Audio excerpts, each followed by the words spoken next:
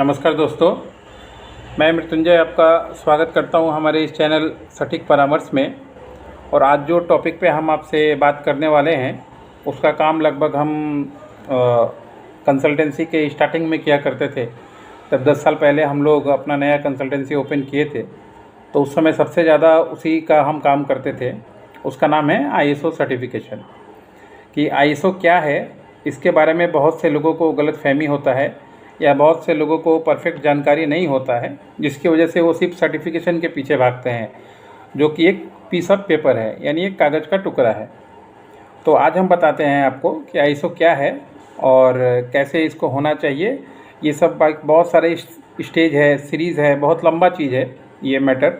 तो इस सीरीज़ को हम पकड़ेंगे और हर एक पॉइंट पे इस पे बात करेंगे। तो आज हम सिर्फ बात करेंगे आपसे डेफिनेशन कि ये सर्टिफिकेशन होता क्या है और क्यों होता है, और आपके लिए क्यों, अगर आप बिजनेसमैन हैं तो क्यों आपके लिए ये ज़रूरी है। देखिए, ISO का मीनिंग तो आप लोग सारा लोग जानते होंगे कि इंटरनेशनल स्टैंडर्डाइजेशन ऑफ ऑर्गेनाइजेशन।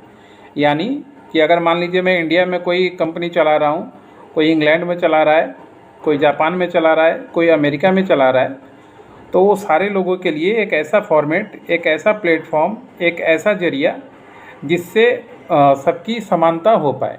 यानी जो काम वो वहाँ पे बैठ के कर पा रहे हैं वो same process, same procedure, same manufacturing तरीका, same service industry, same record keeping, ये सारा काम हम भी इंडिया में रह के कर पाएँ अकॉर्डिंग टू ISO।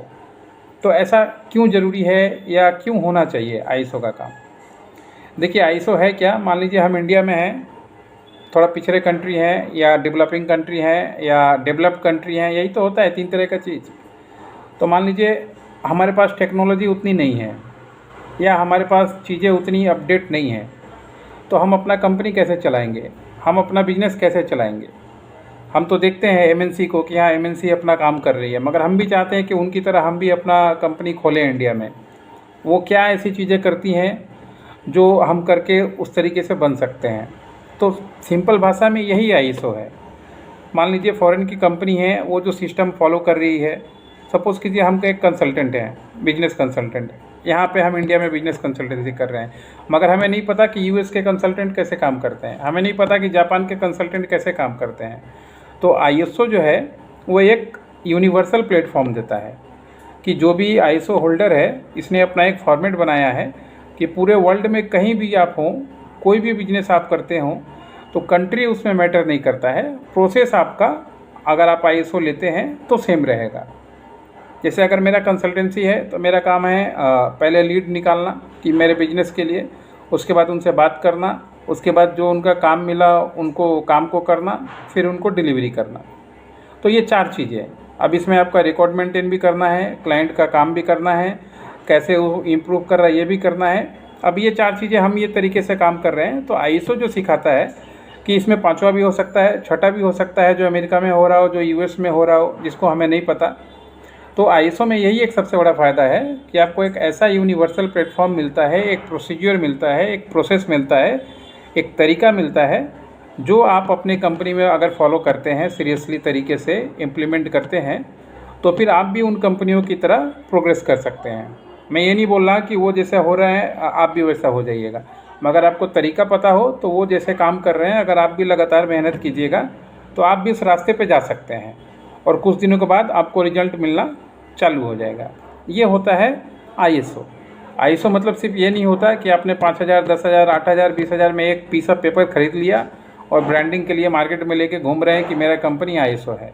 तो ये आप अपने आप को बेवकूफ़ बना रहे हैं, ISO को बेवकूफ़ नहीं बना रहे हैं। सर्टिफिकेट इशू करने वाला तो उसको पैसा मिल गया, सर्टिफिकेट दे ही देगा, मगर आपको तरीका नहीं पता कि कैसे काम करना है, कैसे उसको इम्प्लीमेंट करना है, कैसे आपका कंपनी उसका फ़ायदा उठाएगा ISO का। तो फिर वो ISO लेने का आपका फ़ायदा क्या है। अगर आपको ब्रांडिंग के लिए लेना है तो मत लीजिए। ब्रांडिंग किसके लिए है? जो फेमस है, जो बहुत सारा ऑर्डर पा रहा है, मगर आपको कोई जानता ही नहीं, आप सिर्फ एक ISO लेकर ब्रांडिंग करने निकले हैं, तो आपको कौन पहचानेगा। वो तो अगर पार्टी आपसे 2 दिन आपके कंपनी में आ जाए या 2 काम दे दे, आपका प्रोसेस ठीक नहीं है, तो वो सर्टिफिकेट का तो वैल्यू ही नहीं है। वो तो 1 मिनट में बोलेगा भैया आप सिर्फ सर्टिफिकेट लेके बैठे हो और आपका कंपनी का प्रोसेस इतना बेकार है, कोई काम आप लोग को आता ही नहीं। तो अगर आपको ISO सर्टिफिकेशन लेना है तो लीजिए, मगर पीस ऑफ पेपर मत लीजिए। ट्रेनिंग दीजिए, ट्रेनिंग लीजिए, इम्प्लीमेंट कीजिए कंपनी में और उस तरीके से अपना काम कीजिए ताकि आईएसओ का असर आपकी चीज़ों में देखें।